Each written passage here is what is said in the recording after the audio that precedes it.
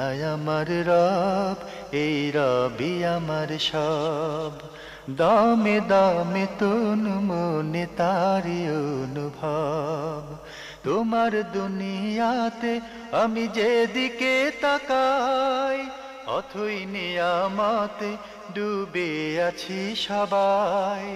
পাক পাখালির গানে শুনি তসবিহ কলরব, তসবিহ কলরব। আল্লাহ আমার রব, এই রবি। আসসালামু আলাইকুম, আলহামদুলিল্লাহ, আসসালাতু ওয়াসসালামু আলা রাসূলিল্লাহ। প্রিয় দর্শক, আপনারা যারা দেশে আছেন প্রবাসে, সবাইকে জানাই অনেক অনেক প্রীতি ও শুভেচ্ছা। শুরু হলো এনটিভি আয়োজিত এবং লাভ হলো নিবেদিত অনুষ্ঠান আপনার জিজ্ঞাসা। আপনাদের সাথে আছি আমি জাইনুল আবেদিন আজাদ, আর আপনাদের মনে জাগা প্রশ্নের জিজ্ঞাসার জবাব দিচ্ছেন বিশিষ্ট আলেম ডক্টর মোহাম্মদ সাইফুল্লাহ। আসসালামু আলাইকুম ওয়া রাহমাতুল্লাহি ওয়া বারাকাতুহু। প্রিয় দর্শক, চলুন তাহলে জিজ্ঞাসার জগতে। শুরুতে একটি ইমেল পাঠিয়েছেন শাহরুখ হোসেন তন্ময়। লিখেছেন, নামাজে মহিলারা পায়ের পাতা খোলা রাখলে কি নামাজ হবে? পায়ের পাতা বলতে কি বোঝায় আসলে? পায়ের পাতা বলতে কি বোঝায়? তো পায়ের যে নিচের অংশ, পায়ের নিচের অংশ, পায়ের পাতা অবশ্যই খোলা রাখতে কোনো অসুবিধা নেই। পায়ের মানে যেটা ঢাকতে হবে সেটা পায়ের উপরে অংশ। পায়ের উপরে অংশ ঢাকার ব্যাপারে আলেমদের মধ্যে ইখতিলাফ রয়েছে। বিশুদ্ধ বক্তব্য হচ্ছে পায়ের উপরে অংশ ঢাকা হচ্ছে সুন্নাহ। পায়ের উপর অংশ ঢাকা হচ্ছে সুন্নাহ, কিন্তু কোনো কারণে যদি পায়ের উপর অংশ ঢেকে না রাখেন তাহলে সালাত হয়ে যাবে। আর পায়ের পাতা যেটা রয়েছে এটা নিচের অংশ, এটা ঢাকার প্রশ্নই আসে না। নিচের অংশ যদি খোলা থাকে এতে সালাত হয়ে যাবে। জি, ধন্যবাদ। আমরা জানলাম বিষয়টি সম্পর্কে। প্রিয় দর্শক আরও লিখেছেন, সফরে সালাত কসর করা কি ওয়াজিব নাকি রুখসাত? কসর না করলে সালাত হবে না, এমন বক্তব্য কি সঠিক? ওয়াজিব নয়, সুন্নাহ। তবে সুন্নাহ যে অত্যন্ত গুরুত্বপূর্ণ সুন্নাহ, শেখুল ইসলাম ইবনে তাইমিয়া রাহমাতুল্লাহ আলাইহি ওয়াজিব বলেছেন। আলেমদের মধ্যে একদল উলামা একরাম ওয়াজিব বলেছেন। সুতরাং সেখান থেকে বোঝা যায় যদি কেউ সফরে কসর না করে থাকে তাহলে তিনি লঙ্ঘন করলেন, লঙ্ঘন হবে, এক প্রকারের লঙ্ঘন হবে।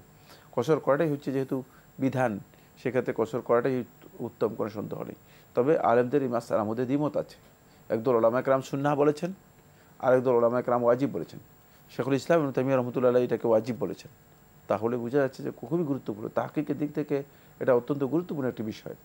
সেক্ষেত্রে আমরা এটাকে সুন্নাহ হিসেবে অগ্রাধিকার দিচ্ছি, ওয়াজিব হিসেবে নয়।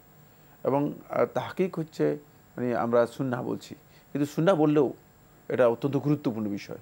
সেক্ষেত্রে মুসাফির অবশ্যই কসর করবেন, কারণ এটা আল্লাহ তাআলার কাছে অত্যন্ত পছন্দনীয় কাজ। তাহলে আল্লাহর পছন্দনীয় কাজটা তো আমাদের করা উচিত। জি। আমরা জানলাম বিষয়টি সম্পর্কে। প্রিয় দর্শক আরও লিখেছেন, সালাতে কোনো রুকন ভুলে বাদ পড়লে ওই রাকাতকে বাতিল ধরে এর পরিবর্তে এক রাকাত যোগ করে সালাত শেষ করলে সাহু সেজদা কি সালামের আগে দেব নাকি পরে? সালামের, যেহেতু সালাতের আপনি এক রাকাত কি করেছেন আপনার বাতিল হয়ে গিয়েছে, তাহলে সেক্ষেত্রে আপনি সালামের আগেই সেজদা দেবেন। জি, জানলাম বিষয়টি সম্পর্কে। প্রিয় দর্শক আরও লিখেছেন, কেউ আল্লাহর কোনো সিফাতকে সরাসরি অস্বীকার না করে যদি ব্যাখ্যা করে তাহলে কি তা কুফরি হবে? ব্যাখ্যা করে যদি মানে আল্লাহ রাব্বুল আলামিনের সিফাত জাতিয়াকে যদি ইচ্ছাকৃতভাবে কেউ অপব্যাখ্যা করে, যেটা আল্লাহ তাআলা বলেন নাই সেটা আল্লাহ তাআলার উপর চালিয়ে দেয়, তাহলে এই কাজটি কুফরি হবে ইচ্ছাকৃতভাবে করলে। আর যদি ইজতিহাদ অথবা না বুঝে করে থাকেন তাহলে তার এই কাজটি ভুল হবে এবং এটি অবশ্যই হারাম হবে, কোনো সন্দেহ নেই।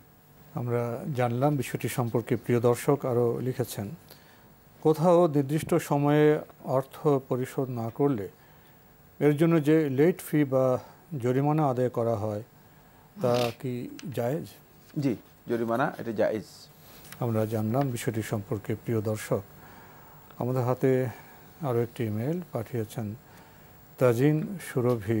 লিখেছেন, আমি আপনাদের অনুষ্ঠান নিয়মিত দেখি, আমার খুব ভালো লাগে, ধন্যবাদ অনুষ্ঠান দেখার জন্য। প্রশ্ন করেছেন, রাফুল আদাইন কখন কখন করতে হয়? রুকু থেকে ওঠার সময় আল্লাহু আকবার বলে রাফুল আদিন করব নাকি রুকু থেকে ওঠার সময় প্রথমে সামি আল্লাহু লিমান হামিদা বলে তারপর আল্লাহু আকবার বলে রফুল ইয়াদিন করব।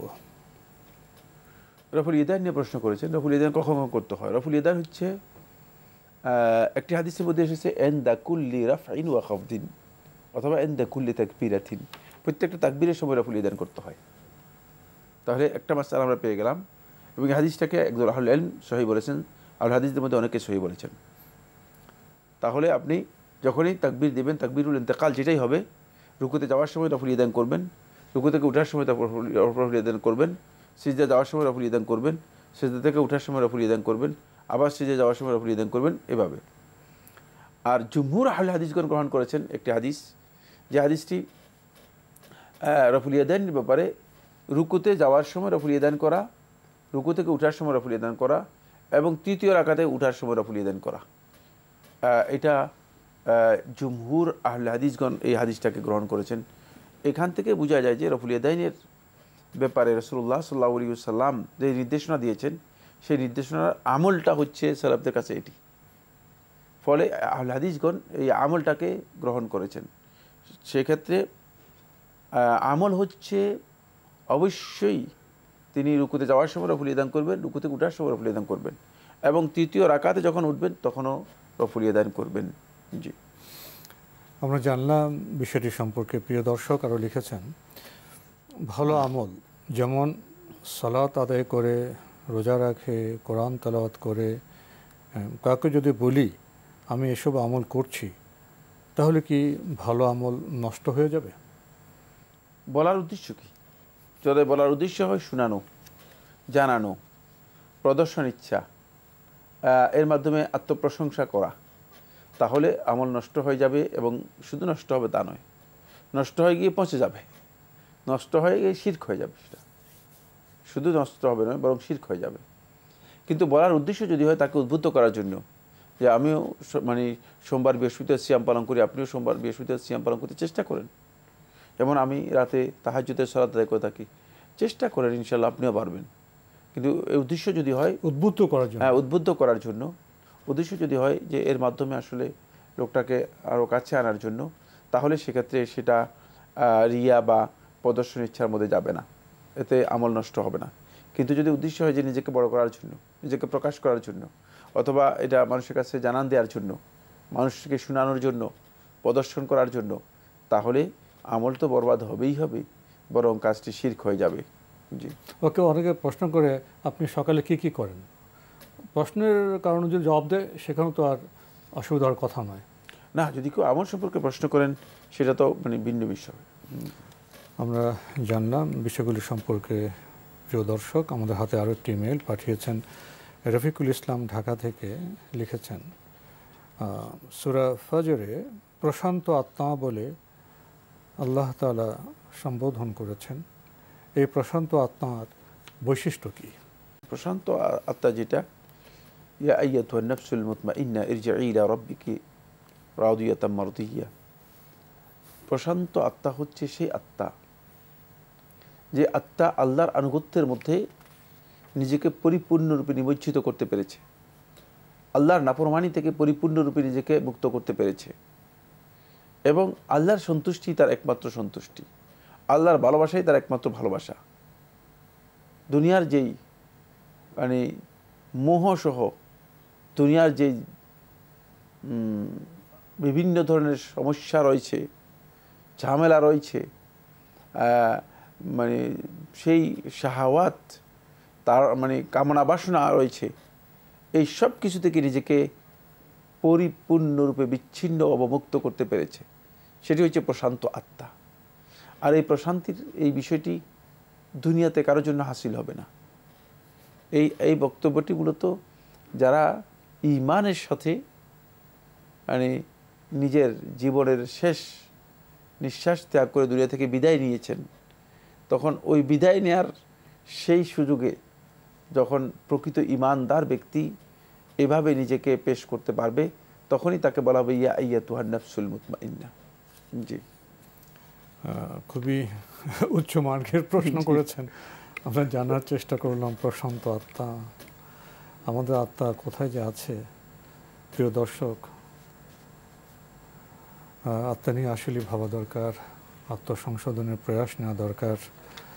আমরা পরবর্তী প্রশ্নে যাচ্ছি।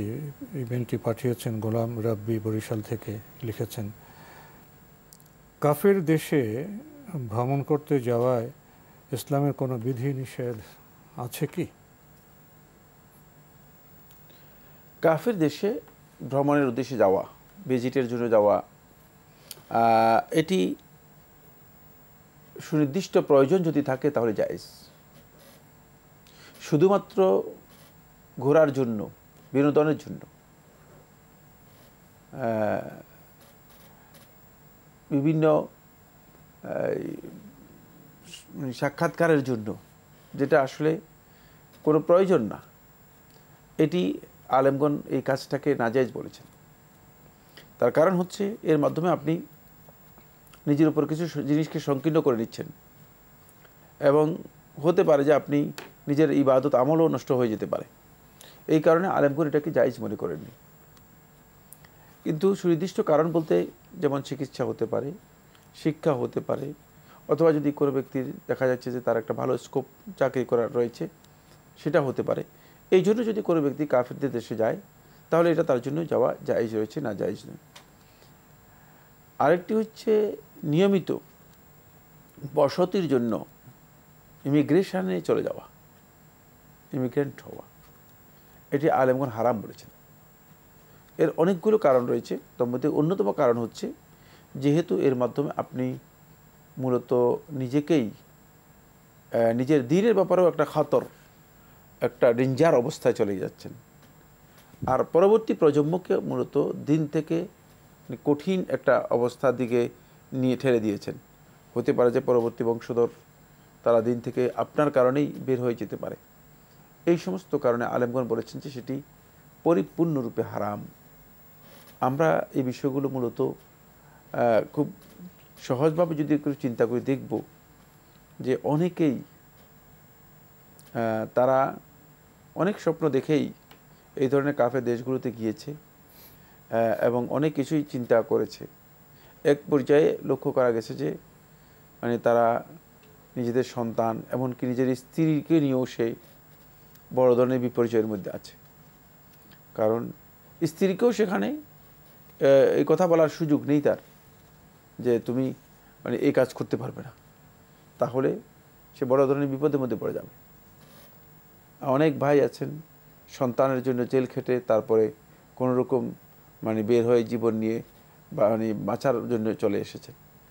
সুতরাং এই বিষয়গুলো যখন বিবেচনা আনবেন তখন আপনি বুঝতে পারবেন যে আসলে কাফেরদের দেশের ব্যাপারে আমরা মানে যেভাবে মানে খুব মানে বড় মুখ করে আমরা বিশাল বিশাল প্রশংসা করে যাচ্ছি, আসলে এটা এত প্রশংসা ভেবে দেখার মতো অনেক বিষয় আছে। জি, আমাদের হাতে একটি মেল পাঠিয়েছেন আবু সাইদ ঢাকা থেকে, লিখেছেন, আমরা মক্কা, কাবা, মদিনা, মসজিদে নববী, বেতের নামাজ একরকম পড়েছি, আমাদের দেশে অন্যভাবে শিখেছি।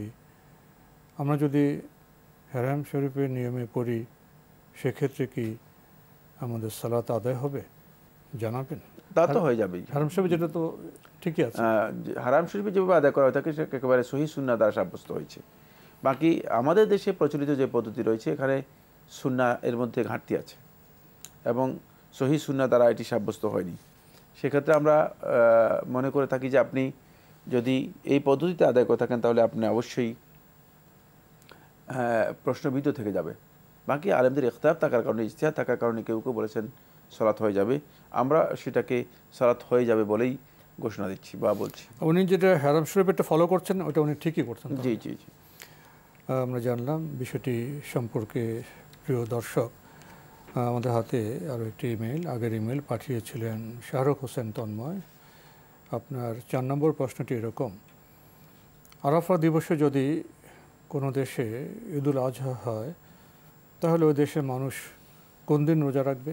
আরাফা দিবসে যদি ঈদুল আজহা হয় থাকে তারা রোজা রাখবে না, তারা এই দিনে সিয়াম পালন করবে না। তারা এর মানে আগে যেই দিন রয়েছে সেই দিনে যদি তারা সিয়াম পালন করে থাকে এবং 9 তারিখে আরাফার দিবসে সিয়ামের যদি তারা নিয়ত করে থাকে তাহলে সব পেয়ে যাবে। যেহেতু আরাফার দিন তারা পায়নি সেই কারণে তাদের মানে এই সওয়াব থেকে তারা মাহরুম বঞ্চিত হবে না।